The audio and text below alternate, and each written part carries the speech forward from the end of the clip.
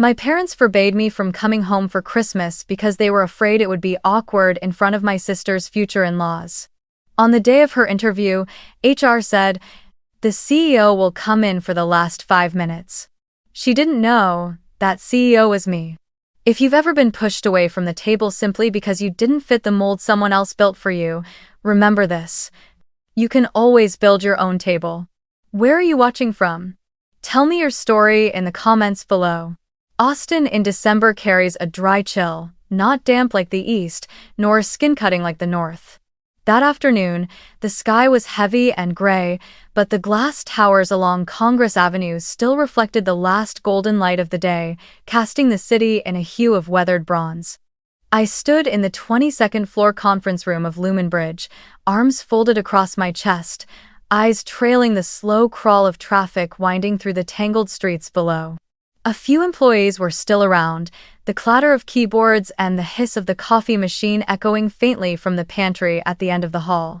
I was just about to return to my desk to finalize the quarterly financial report when my phone buzzed. On the screen appeared the name of my mother, Elaine Bennett. 3 weeks before Christmas, I froze for a moment. In recent years, Christmas in my family had been reduced to a quick text or, at most, a rushed call on the night of the 24th. A call this early in the season was rare indeed. "Avery, it's Mom." Her voice rang out, carrying a blend of cheer and formality, the kind of tone she only used when she had something important to announce. "This year, your father and I have decided to make Christmas a little bigger. The Carlisle family will be there, a few friends from the parish as well. The whole family will gather in Columbus like the old days. Can you arrange to come home?" I leaned lightly against the glass pane, my eyes still fixed on the hurried stream of people crossing the street below. A strange feeling stirred inside me, like after years of being pushed to the margins, someone had suddenly opened a door and invited me back to the old family table. "I'll make arrangements," I answered, keeping my voice as even as I could. Mother rushed to add, as if afraid I might change my mind. "Oh, and remember to wear something bright, darling. No need for those stiff office suits. You know the Carlyles refined people, successful. We should leave a good impression." I curved my lips into a faint smile that never reached my eyes. Yes, the Carlyles. I had heard their name for over a year now, ever since Sabrina, my younger sister, went public with her relationship with Ethan Carlisle, the only son of Cleveland's well-known legal dynasty. Every photo on my mother's Facebook revolved around fancy dinners where Ethan was present, every post a subtle brag about her future son-in-law with his spotless academic record. I was never in any of the pictures. 3 weeks before Christmas, she had called with that cheerful tone, reminding me about the dress code, about making an impression before the groom's family, about the whole family being together. A small part of me wanted to believe maybe this year was different, that they truly wanted me there, not because someone else was watching, but because I was their daughter. But only a week later, after I had just booked my Columbus-Austin flight, my phone rang again. This time it was Father Michael Bennett. He rarely called me directly, so when his name appeared on the screen, I thought something urgent must have happened. "Avery." His voice was gravelly and firm, without the circling warmth of my mother's. "I think, this year, you shouldn't come home for Christmas." I froze for several seconds. "What do you mean?" "Last week Mom said." "We've talked it over," he cut in. "The Carlyles will be there, and so will people from the parish. We want everything to go smoothly. You're too independent, always talking about work. When people ask about family, about marriage plans, it becomes awkward. I'm only thinking of you." His words came out steady, without a flicker of hesitation, as if he were talking about the weather. A hollow laugh rose in my throat, choking me.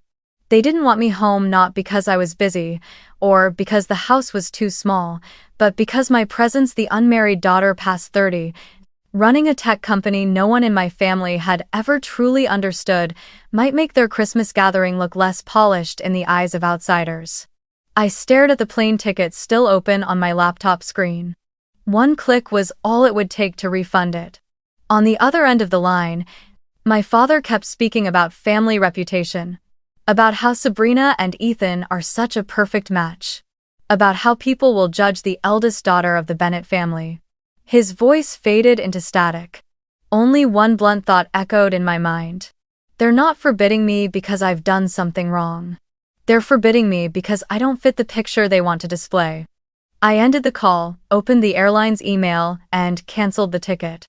Outside the glass window, Austin's streetlights flicked on, their glow glinting off the facades of tall buildings. I felt as though I stood on the far side of a thick wall, watching a glittering party where familiar faces smiled and clinked glasses just with no seat reserved for me. In that moment, memories I could never shake surged back. Columbus, Ohio, the city where I was born and raised, was just big enough to have shopping centers lit year-round, yet small enough that every family in the neighborhood knew each other. In the front yard, every summer my father pitched a canopy for barbecues, and every winter my mother strung lights along the porch so the house stood out brightly in the block. From the outside looking in, the Bennetts appeared to be the model American family. A father managing a retail chain, a mother working in a dental office, and two daughters, one older, one younger, always neatly dressed for the annual Thanksgiving church photo. But behind those framed pictures hanging in the living room, the reality was never quite so balanced. From a young age, my sister Sabrina had always been the star of the family. Father often called her his stage girl, while mother said she was the perfectly feminine daughter. She was enrolled in ballet at the age of 5, later moving on to theater and choir classes. Every time there was a school performance, the entire family went together. Father brought along his camcorder, mother carried fresh flowers, and I was usually reminded, don't dress too formally, you'll overshadow your sister. At the end of every show, applause thundered as Sabrina dashed backstage into waiting arms and endless praise, while I stood somewhere in the back, holding her makeup box. As for me, my joy came from sitting in the robotics club, wiring tiny circuits, or pressing the slightly out-of-tune keys of the school's old piano. Once, I made it to the finals of a citywide piano competition, and the teachers promised to send invitations to parents. But on the morning of the performance, Mother sighed. Your father has to take Sabrina to rehearsal, and I have a hair appointment for her. Just take the school bus, Avery. You're strong enough you can handle it yourself. I nodded, swallowing hard. When the performance ended, I scanned the auditorium for familiar faces, but only empty seats stared back. During those childhood Christmases, it was always my grandmother, the only one who seemed to notice the silence inside me, who placed a small gift in my hand. Not a doll or a new dress, but glass snow globes. She told me, when you shake it, the snow always falls at the right time, even if it's slow. Patience has its own kind of magic, Avery. I kept each one like a treasure, lined up on the shelf in my bedroom.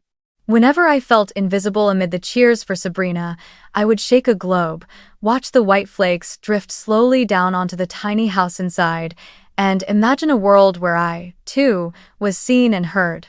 The clearest turning point came in high school. I entered the statewide programming competition and, to everyone's surprise, won first place, a prestigious award no one from my school had earned in years. The computer lab erupted with cheers, and the principal even called my parents to share the news. I hoped, just this once, they would be proud. But when I came home, the announcement board in our living room was already plastered with oversized color prints of Sabrina in her ball gown, her sparkling crown from being chosen for the homecoming court.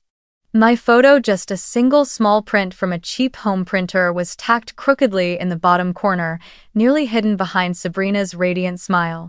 I froze, but said nothing. At times, I wondered if my parents didn't love me. But over the years, I came to understand it wasn't outright rejection. In their eyes, Sabrina was fragile, someone who needed protection.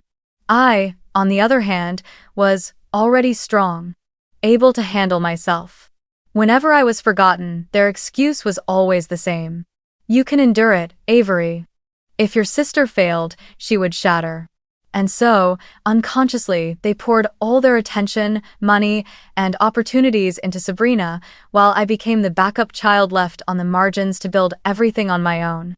Once, I overheard my mother late at night, thinking I was asleep. If Sabrina falls, she'll never get back up. But Avery is different, she's tougher, she doesn't need us as much. Those words slipped into my ears like a fine blade and cut deep. They thought I didn't need them, but the truth was, I longed just once to be at the center, to be truly seen by my parents without having to carry the mask of strength. Those years taught me how to stand tall, yes. But they also carved out a lasting emptiness. That's why, later on, whenever a Christmas phone call came, my heart tightened with both yearning and caution. I had grown so used to being the one who was fine on her own, that even when I was invited back, I couldn't help but fear it was only to serve once again as the backdrop for someone else's spotlight. And it was from that childhood of blatant favoritism that I realized my journey would never be supported by my parents. If I wanted to be seen, if I wanted to be recognized, I would have to create my own light. By senior year of high school, when everyone began discussing colleges, I already knew I would have to carve out my own path. Sabrina had a fund set aside for years, and my mother often bragged to the neighbors. My youngest will surely attend a prestigious private school, study communications, and go into entertainment or PR. She has such a gift for speaking and knows how to draw attention. As for me, when I asked my father about tuition, he merely cleared his throat and said, "You're strong enough to manage. We've given everything to your sister since the day she was born. We must ensure she has the best chance." I nodded without protest, too accustomed to that role by then. But I didn't give up. I devoted the entire summer before senior year to applying for scholarships everywhere, attending interviews, writing essays late into the night. The result was a full-ride scholarship to Ohio State University in computer science, with a minor in business. I can still remember the day the acceptance letter arrived, my hands trembling as I opened the envelope, my grandmother's words echoing in my head as clearly as the day she gave me that snow globe. Patience has its own kind of magic, Avery. That magic had finally appeared. When I arrived in Columbus for college, I didn't just study, I threw myself into work.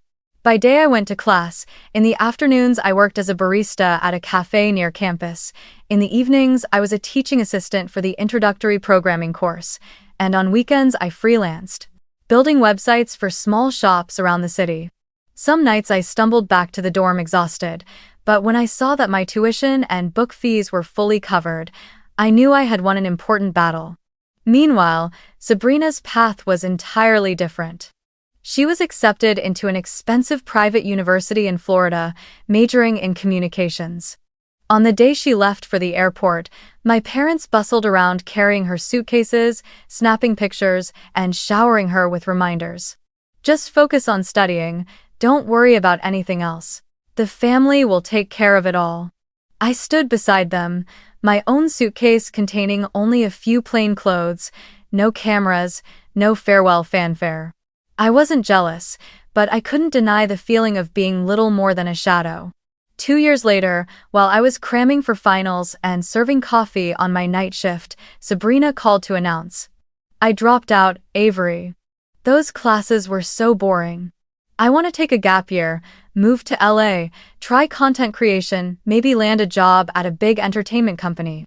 I listened while glancing at the chalkboard in the cafe where someone had scribbled "out of milk," and I silently wondered how my parents were going to fund this new plan. But not long after, my mother's Facebook was filled with photos of Sabrina posing on Santa Monica Beach, checking in at rooftop bars, captions brimming with pride. "My daughter is finding her new path, and the family fully supports her."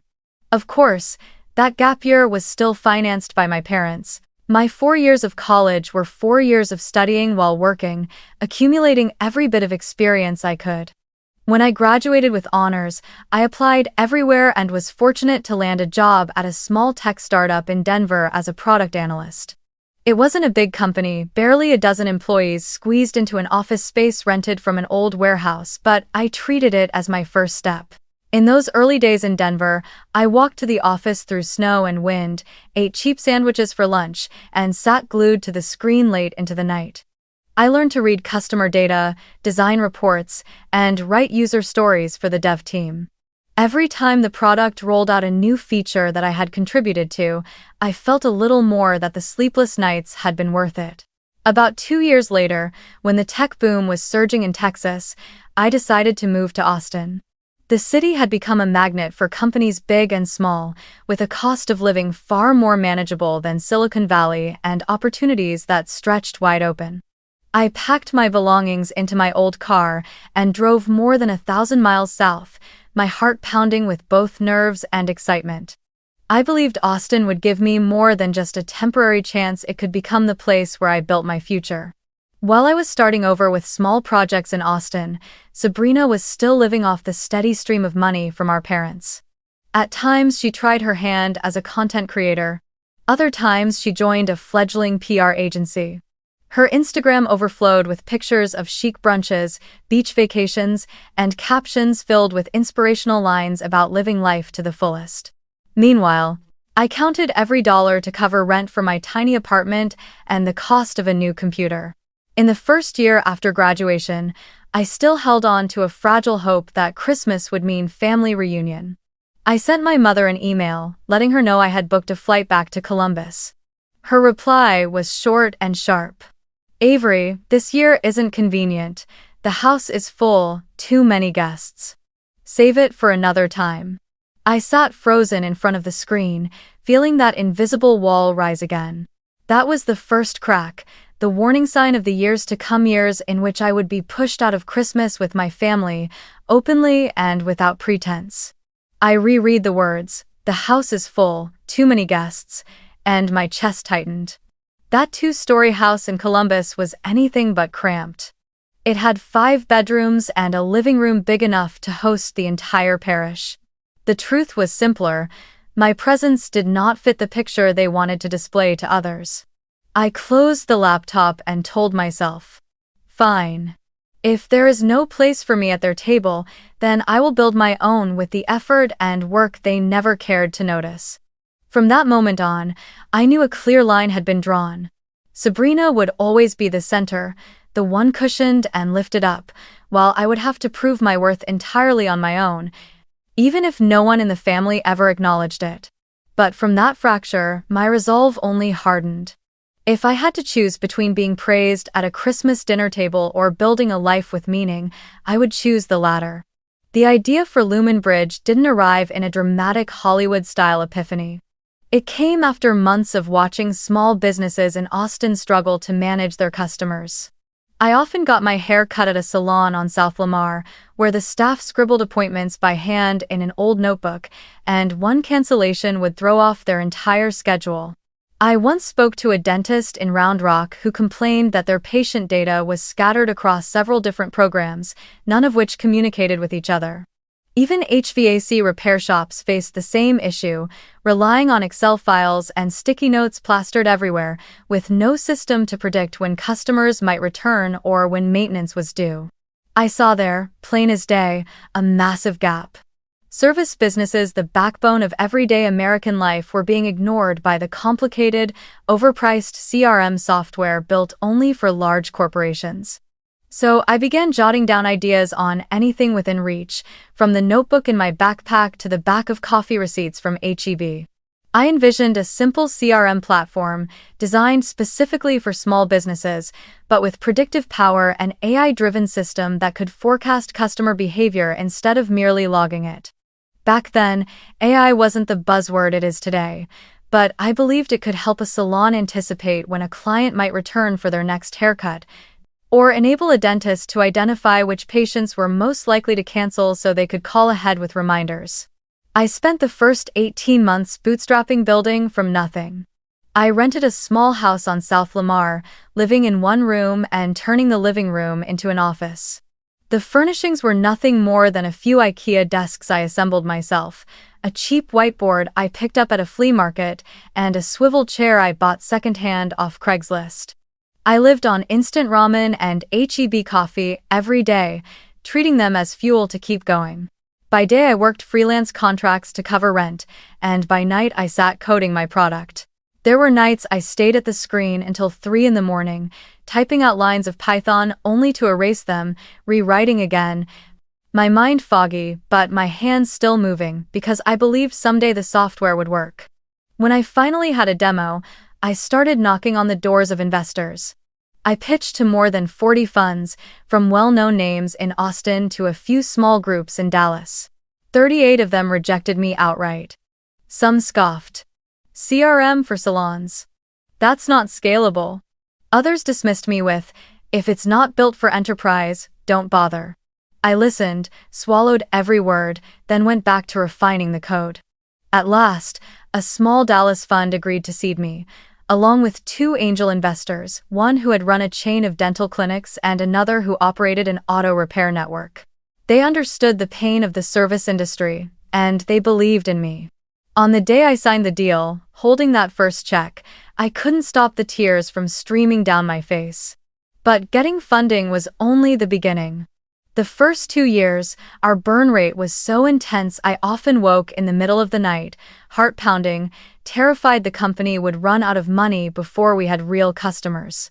We managed to hire a handful of engineers, but the product was clunky, hard to use. Customers tried it and left. I knew we had to pivot. After countless late-night discussions with my CTO and the team, we decided to add AI-assisted workflows. Instead of just storing data, the software would suggest appointments, automatically send reminders by email and SMS, even integrate voice to CRM so staff could give commands by voice instead of typing. That pivot was what saved the company. In our 3rd year, we signed a contract with a dental chain that had 120 branches across Texas. That was our first major client, the milestone that lifted Lumenbridge out of being just an experiment. Local media began to take notice. The Austin Business Journal ran a piece about a CRM startup redefining how small businesses manage their customers. I agreed to an interview but used the byline, AQ. Bennett, short for my full name, Avery Quinn Bennett. I chose that pseudonym both to protect my privacy and, deep down, because I wasn't ready for my parents or Sabrina to know. Just as I expected, my family didn't make the connection. My mother continued posting photos of Sabrina at parties in Los Angeles, still calling her the pride of the family. My father bragged to neighbors about Sabrina's prestigious Carlisle boyfriend. No one mentioned my name in the press, because they never linked a Q Bennett to Avery Bennett, the eldest daughter they assumed was working some ordinary job somewhere. Sabrina, who had never cared much for technology, had even less reason to suspect that the company being written about in Forbes or the Austin Chronicle was one her sister had founded. My world and theirs existed like 2 parallel tracks, never crossing. They were busy painting Sabrina as the ideal daughter, while I was building a company out of sleepless nights and cheap cups of coffee. And while they looked at me with that dismissive gaze, she's fine, she's strong enough. I knew with certainty that every line of code, every pivot, every contract signed was proof of something I had created with my own hands, something no one could ever deny even if my family never saw it. 3 years after founding Lumenbridge, we had our own office, more than 30 employees, and steady revenue. But to my family, I was still the daughter who doesn't need worry. I accepted that silence, because by then I understood, true recognition would never come from them. It had to come from myself and from the people who trusted their careers to the same ship named Lumenbridge. After that Christmas call from my father, slow and blunt like a dull knife. Not sharp enough to cut clean, but heavy enough to keep nicking at every day of late. December, I sat in my small Austin apartment with my laptop open to the inbox, its pale light washing over my face. My inbox filled with holiday outage emails from clients, a salon chain reporting data sync failures, a dental office saying the SMS reminder system was clogged. Instead of thinking about Christmas lights or the smell of roasted turkey, I was buried in logs and glaring red tickets. Maybe this was the way I had learned to cover the emptiness, turning pain into work, working until exhaustion so there would be no mind left to remember the dinner table where I had no seat. My phone buzzed. A message from Lila, my college friend who had seen me through nights of instant noodles and essay writing to the days I typed startup code in a cramped rented room. "Don't work from grief, Avery," she wrote. "Come over. Noah has saved a spot by the tree for Aunt Avery." I read it again and felt a lump rise in my throat. Noah was Lila's 7-year-old son, the boy who always ran to hug me whenever I dropped by. At some point, I had become Aunt Avery to him. I didn't even notice when it happened. All I knew was that in that child's eyes, I wasn't an extra, I was family. I shut my laptop, pulled on a thick sweater, and drove through Austin's streets on Christmas Eve. Rows of houses glowed with string lights, and the melody of Silent Night drifted out from a nearby church. When I stopped in front of Lila's home in Round Rock, I saw small figures peeking out from behind the window. The moment I opened my car door, Noah and his little sister May came rushing out, feet still in wool socks, shouting, "Aunt Avery, you're here." They grabbed my hands and pulled me inside, where the house was warm with the scents of cinnamon, turkey, and baked pies. At the table, Marcus, Lila's husband, was carving a golden roast turkey. Lila set down another plate for me and smiled. "Told you, this table always has a seat for you." I sat down, and for the first time in years, I felt invited rather than squeezed in. We ate, talked, and laughed out loud. The kids proudly showed me a new ornament hanging on the tree, a little globe with Aunt Avery written in silver glitter pen. May lisped. "I hung it at the very top so you can see it." My chest tightened, warm and stinging all at once. After dinner, we spread a board game across the table. Dice rolled, the kids bickered loudly over who was cheating, and I sat there with a glass of wine in hand, taking it all in. The room glowed with light and laughter. No one asked me when I was getting married, no one compared me to Sabrina, no one mentioned titles or companies. They simply called me by my name, saved me a seat at the table, and treated me as someone who belonged. As the clock neared midnight, I stepped out onto the porch. The Austin air was crisp, the dry wind moving through bare trees. From my pocket, I pulled out an old snow globe, the gift my grandmother had once placed in my hand. I shook it gently and watched the tiny white flakes swirl inside, falling over the little house encased in glass. In that moment, I whispered to myself, "Enough. No more asking for worth. No more waiting outside the door. From now on, I choose my own table." Driving home, I passed through downtown. In the distance, the giant Zilker tree blazed, thousands of lights strung into a shimmering cone. I pulled over by the curb, took out my phone, and typed a message to Lila. "Thank you for saving me a seat at the table. That seat saved me more than you know." After hitting send, I sat in silence, watching the Zilker lights twinkle against the reflection on my windshield. There were no more tears, only a quiet resolve. Christmas no longer meant waiting for an invitation to the old table. It meant finding the place where someone truly saved me a seat, where I was seen, loved, and allowed to simply be myself. During the week between Christmas and New Year's, when most of Austin glowed with holiday lights and year-end parties, I stayed in the Lumen Bridge office. The glow of my monitor spilling across a desk cluttered with sticky notes and strategy charts. Outside, downtown was unusually still, but inside, my mind spun like gears. It wasn't sorrow over being left behind by my family anymore, it was a strange surge of energy, as if the pain I had just endured had forced me to choose.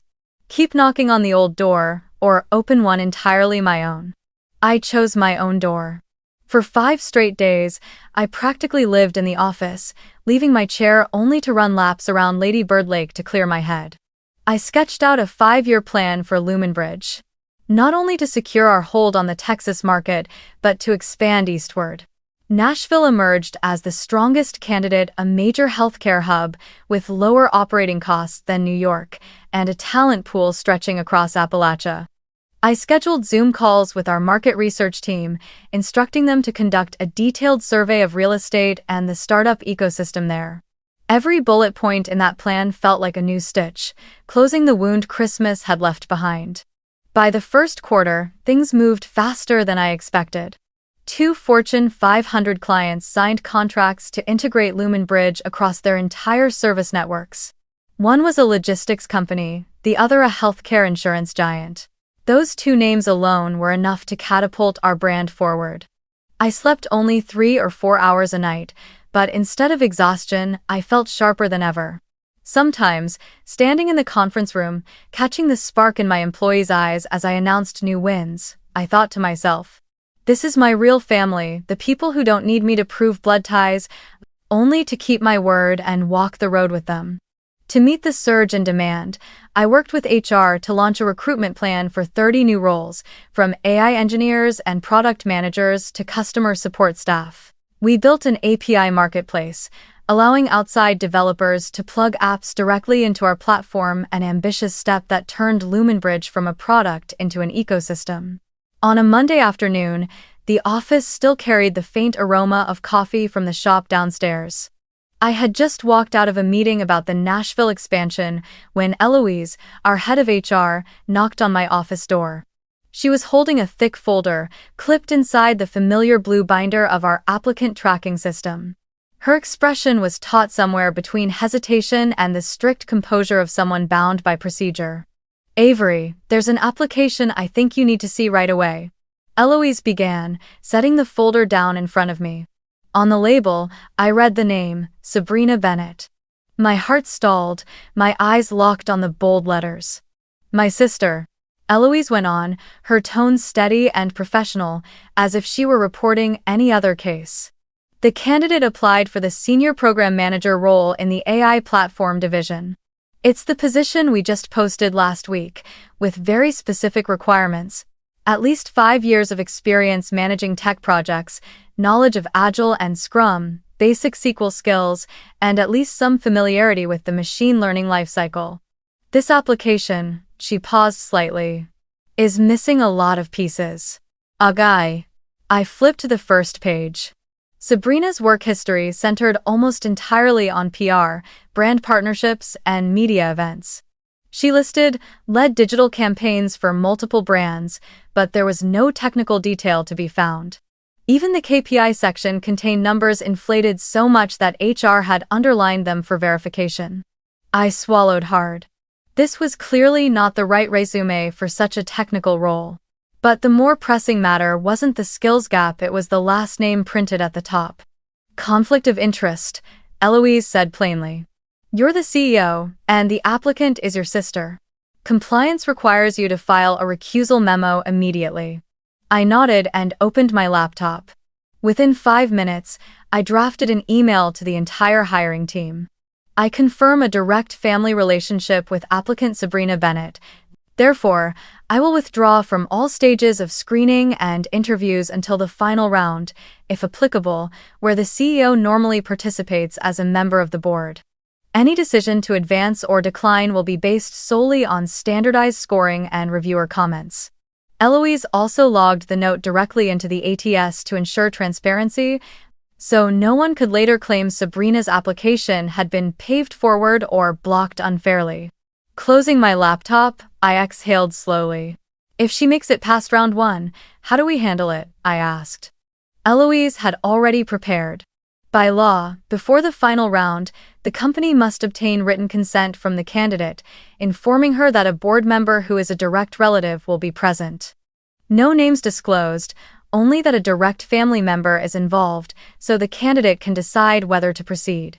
If Sabrina agrees, you'll attend, as always, observing quietly, asking nothing until the last 5 minutes, and your questions must follow the exact same format as every other candidate.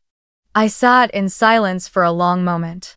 Even in my imagination, I had never pictured the day my sister would submit an application to the very company I had built from scraps. This application, I flipped back to the skills page. How did it even pass the initial screen? Eloise shrugged, a mix of apology and pragmatism. Some of the reviewers rated her network highly. She claims connections with several major media companies, which they thought could become potential clients. Technically, she's lacking, but their argument was, she can learn on the job. Oh? I closed my eyes, the memories flooding back how many times Sabrina had been lifted forward simply because of who she knew. History repeating itself. But this time I wasn't the powerless one. "All right," I said slowly. "Let the process run its course. Don't give her preference, but don't cut her early just because she's my sister. If the scoring system moves her through round 1, let her continue like any other candidate. And if she makes it to the final round, follow procedure. Notify that a board member who is a relative will be present, and obtain her consent. I'll sit quietly, observe, and only ask my portion at the end. Nothing more. Eloise nodded, her eyes steady with respect. I knew you'd handle it this way. When she left the room, I sat alone, staring at the blue folder still resting on the desk. Outside, the Austin sun tilted into gold, pouring down onto the traffic along Congress Avenue. My fingers brushed the small snow globe on the bookshelf, and in my mind I whispered, "This time, I won't let emotion drive me. This time, I will stand firmly in my role both as sister and as CEO. And no one will cross that boundary." The glass-walled conference room on Lumen Bridge's 17th floor glowed with Austin's afternoon light. Floor-to-ceiling windows reflected the bustling view of Congress Avenue below. On the long oak table, Eloise had already arranged bottles of water, folders, and laptops for the final interview of the senior program manager role. Ravi, our CTO, with his graying hair and steady baritone voice, sat on the left. Thalia, a seasoned senior PM who had led multiple successful AI projects, sat on the right. Their focus wasn't on me, they were absorbed in checking the agenda.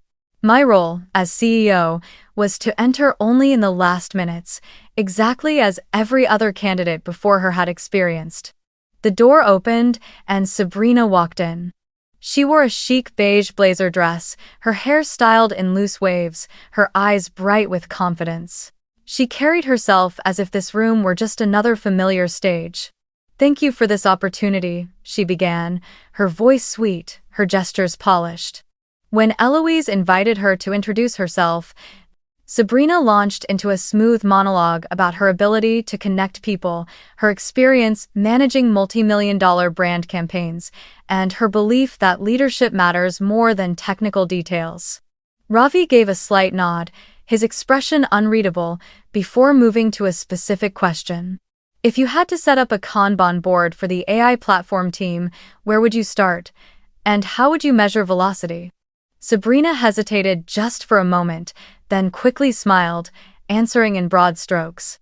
"I believe in flexibility. Teams need vision more than being confined by numbers like velocity. What matters most is that people feel guided." Thalia tilted her head, offering a polite smile, but she didn't jot down much. A little later, Thalia leaned forward with her question. "Suppose QA discovers a bug in the final sprint, but the deadline has already been promised to the client. How would you balance quality with delivery?" Sabrina blinked, then replied with more sweeping phrases. "I think my role is to keep the team's spirit high, to focus on the big picture. If necessary, I'd inspire the team to overcome obstacles. Not a single word about test plans, risk assessments, or rollback strategies." Ravi tried another, sharper question. "At Lumen Bridge, our AI pipeline has 3 critical handoff points. Data science delivers the model, product writes the spec, and QA conducts testing. How would you coordinate to minimize friction?" Sabrina faltered, then pivoted back to PR. "I've managed many cross-department projects, like when I led a media campaign. I had to coordinate with the production house and the events team. I know how to make everyone feel like part of a shared story." Ravi set his pen down, disappointment flickering in his eyes. For nearly 40 minutes, Sabrina sidestepped every technical question, leaning instead on slogans about vision, empowerment, and leadership.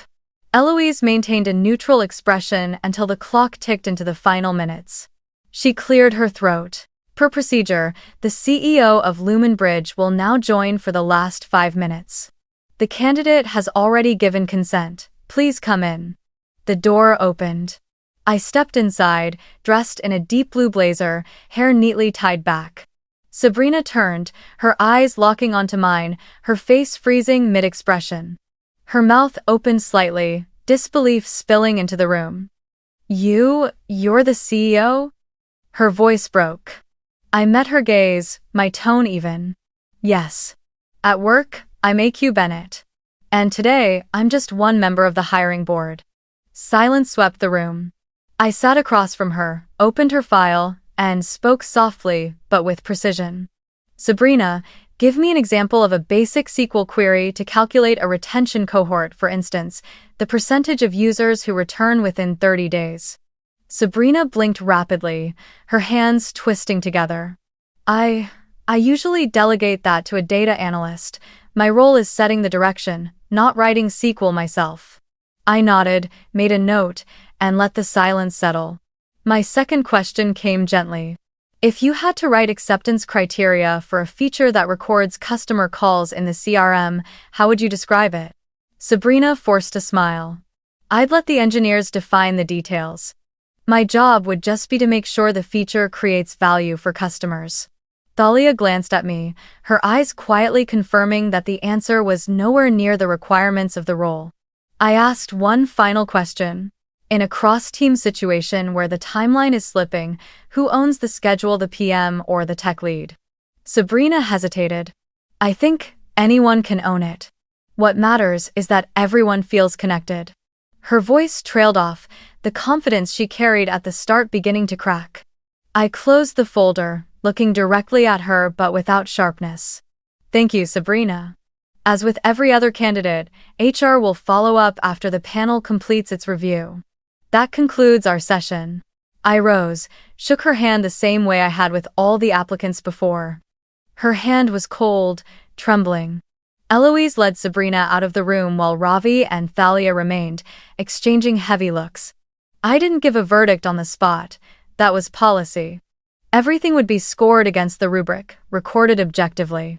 I only allowed myself one deep breath as the glass door closed, reflecting my face in the burnished glow of the Austin sunset. No triumph, no humiliation, only a truth laid bare. This time, ability was the measure. There was no room for privilege. But Sabrina didn't wait for HR's response. Barely an hour later, as I returned to my desk, the office door swung open. My sister strode in, her face flushed, eyes blazing with anger and disbelief. You knew all along. Her voice rang out, high and sharp. You sat there pretending to observe, but really, you just wanted to humiliate me. I hadn't even spoken before two more figures appeared behind her. My father and mother Michael and Elaine entered as though this company were theirs too, their eyes heavy with reproach. We are family, Avery, my father began, his voice still as hard and commanding as when he used to scold me as a child. You couldn't open one door for your sister? Just one decision from you, and her future would be different. I drew in a long breath and kept my tone steady. This is a company, not our living room. And here, everyone follows the same process. I pressed the intercom button. A minute later, Eloise and Thalia entered. I invited them to sit, then turned back to face my family. I want witnesses for this conversation so no one can claim I did anything wrong. I opened my laptop and pulled up the job description on the screen. The role Sabrina applied for Senior Program Manager requires 5 years of experience managing technology projects, knowledge of Agile and Scrum, basic SQL, and familiarity with the machine learning lifecycle. The panel scored her against clear criteria. I recused myself from the earlier rounds and only joined for the final 5 minutes with the candidate's written consent. Every step has been documented in the system. My father's voice grew sharp. This process exists because you put it in place. You could choose to be flexible. I met his gaze directly. No, father. This process exists to protect the company from bias and compromise, and precisely because I am Sabrina's sister, I am the one who must never break it. Elaine cut in then, her voice sweet but edged. That Christmas. The house was crowded. We didn't mean to forbid you, we just wanted everything neat and proper. I smiled, but my eyes stayed cold. Mother, I remember clearly. You told me directly, don't come home, you'll complicate things with the guests. It wasn't about seating, it was because I didn't fit the image you wanted to display. I was too independent, I talked too much about work, I was different from Sabrina and that made you uncomfortable. The room sank into heavy silence. Sabrina clutched her handbag, her voice trembling but sharp. You always have to compete. You build a company, you flaunt your success, you make everyone see me as nothing but a leech. I answered slowly, every word deliberate. No, Sabrina. I'm not competing. I'm just done shrinking myself. I did that all through childhood so you could shine, so our parents could rest easy. But now, I don't live that way anymore. Turning to my parents, my tone hardened, though my voice did not rise. There is a position suitable for Sabrina, marketing coordinator, entry level. If she does well, she can advance to associate PM, and from there move higher. That path is fair. There are no shortcuts. My father slammed his hand on the table. You dare make your sister start that low? Everyone starts where they are capable, I replied, my hand trembling slightly but my gaze steady. I once made coffee, coded until 3 in the morning. No one put me on a pedestal. Fairness means the same for her. Ah! Elaine turned away, her eyes clouded with both disappointment and helplessness. Sabrina shot to her feet, her chair scraping harshly across the floor.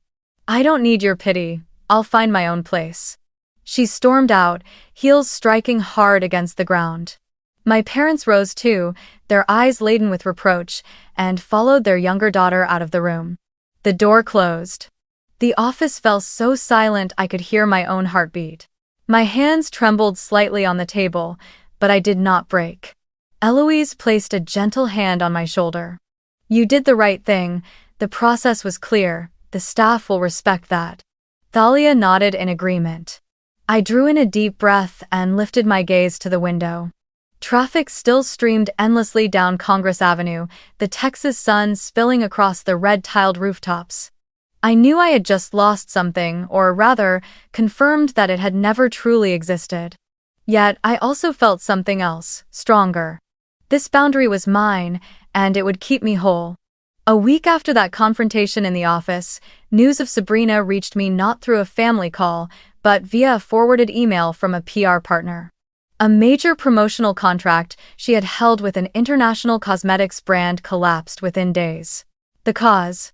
A livestream event riddled with technical errors, a social campaign launched without any crisis protocol, leaving the brand publicly mocked. I skimmed the report, feeling neither triumph nor pity, only a quiet acknowledgement. The world outside was far harsher than the safe stage our parents had always rolled out beneath her feet. Then came another piece of news, just as swiftly. Ethan, the fiancé my family once hailed as the golden match, announced the postponement of their engagement. His reason was polished, diplomatic. I need to focus on work. But everyone understood the subtext, doubts born from Sabrina's recent failures. Within a matter of days, my sister lost both her professional footing and her romantic security, plunging into a kind of crisis she had never faced before. One Friday afternoon, just as I wrapped up a meeting with the API Marketplace team, Eloise's voice came through the intercom. Michael and Elaine Bennett are in the lobby. They say they're your parents. I froze. For the first time in 10 years, my parents had set foot in Austin and at the very company I had built. When they stepped out of the elevator, I caught my father's eyes scanning the open office. Rows of engineers packed tightly at their coding desks, a white wall emblazoned with the blue Lumen Bridge logo. The sound of laughter from the sales team celebrating a new deal.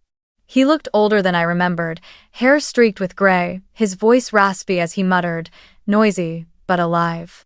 My mother looked straight at me, not avoiding my gaze as she once did.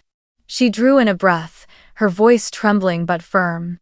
We were wrong, Avery. Wrong for a long time. I pulled out chairs and invited them into a small conference room. Meeting their eyes, I said, this door was never closed. But the rules here are clear: respect, honesty, fairness, no shortcuts. No more comparisons. My father's lips moved, struggling to form the words until at last he managed, haltingly, I'm sorry for not believing in you. The words were short, awkward, but it was the first time I had ever heard them from him. I felt myself trembling, but instead of tears, I simply nodded. Thank you for saying that. A week after that meeting, Eloise reported. Sabrina had reapplied this time not for senior program manager, but for marketing coordinator, an entry-level position aligned with her actual skills. Her application included a written test. Design a lifecycle email sequence for new customers, draft social copy measured against engagement, KPIs, and complete a case study on turning UGC into qualified leads, MQLs. The results weren't brilliant, but they were enough to pass. Sabrina was invited to interview like every other candidate, seated in front of the same panel and the same questions, with no special treatment. When the panel scored her, the result landed in the acceptable range. Eloise announced the salary within the transparent pay band, not a cent more than her peers. I signed the approval, feeling both unfamiliar and at peace. My sister was finally entering this company, not under the title of Michael and Elaine's darling daughter, but through her own effort, even if at the lowest starting line. That evening, I went over to Lila's house. The kitchen was filled with the smell of waffles, and Noah came running to show off the Christmas card he had made by hand. I told Lila everything from the meeting with my parents to Sabrina starting over. She sat silent for a moment, then laid her hand on mine.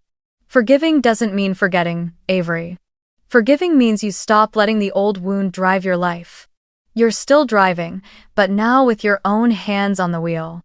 I sat there, listening to the sound of children laughing in the living room, the warm glow of yellow light spilling across the dining table. I knew the road with my family would still be long, and there would be no miracle of reconciliation overnight. But the small steps and apology, recognition, a fair starting point for Sabrina had begun to appear. And, for me, that was enough to call them steps in the right direction. 3 months after the day Sabrina officially signed her contract as a marketing coordinator, the rhythm of life at Lumen Bridge felt different. I still remember her first morning in the office, the confident air replaced by a trace of nervousness, her eyes flicking toward me as if testing for a reaction. But week by week, I saw the change not in how she carried herself but in her work rhythm. Sabrina started coming in early, sometimes even sitting in the cafe downstairs before the office opened. Late at night, when I walked past the marketing desks, her screen still glowed, filled with basic SQL queries, awkward, clumsy lines of code, but written with real effort. Thalia, who had sat on the interview panel that day, later reported to me. She shadows the team sprint every other week. Sometimes she doesn't catch on, sometimes she completely mistakes concepts like velocity or backlog refinement. But the next time, she studies again, corrects herself, and improves. I nodded, saying nothing, but inside I felt something unfamiliar, not pride exactly, but a quiet relief that my sister was, at least in part, willing to begin from a starting line that matched her true ability. On another front, my parents began to change too, not loudly, but unmistakably. Elaine started calling me every weekend. She no longer repeated Sabrina's name or slipped into comparisons. Instead, she asked, "What are you working on? Are you too busy? Have you rested at all?" I listened, answered, and realized for the first time her voice sounded like that of a mother genuinely caring for her daughter, not a spectator focused only on the performance of the favorite child. Michael, for his part, sent emails, sometimes an article on SaaS, sometimes a case study on AI workflows, always with the note, "I found this interesting, what do you think?" For the first time, he wasn't imposing, wasn't dismissive, but genuinely wanted to hear my analysis. One afternoon at the end of November, I found a small envelope on my desk. Inside was an anniversary card from my parents. In my mother's handwriting, "Come if you want, no dress code, just family." I held that card for a long time. It wasn't a perfect promise, nor a complete redemption, but it was utterly different from all the invitations before. No instructions on how to dress, no emphasis on important guests, just a simple invitation. The night before my flight, I drove out of downtown Austin, my car rolling north for hundreds of miles. Before turning into the hotel in Columbus, I found myself detouring past the old house where my childhood had been stretched thin into the role of the backup daughter. The house still stood, its paint faded, its windows glowing with the same familiar yellow light. I stopped across the street, opened the glove compartment, and took out the snow globe. With a gentle shake, I watched the white flakes swirl, drifting down onto the tiny house inside the glass. Calmly, I whispered, "I don't need them to define me anymore."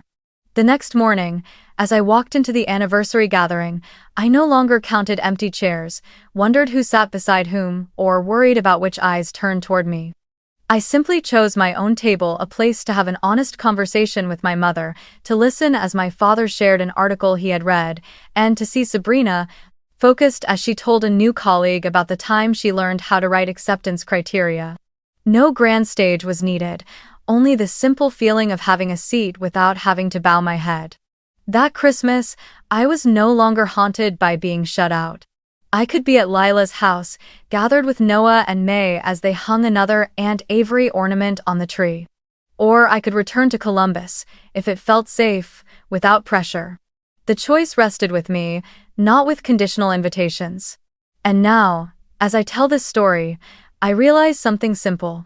True victory is not making anyone else bow their head. It is no longer bowing mine to the old version of myself.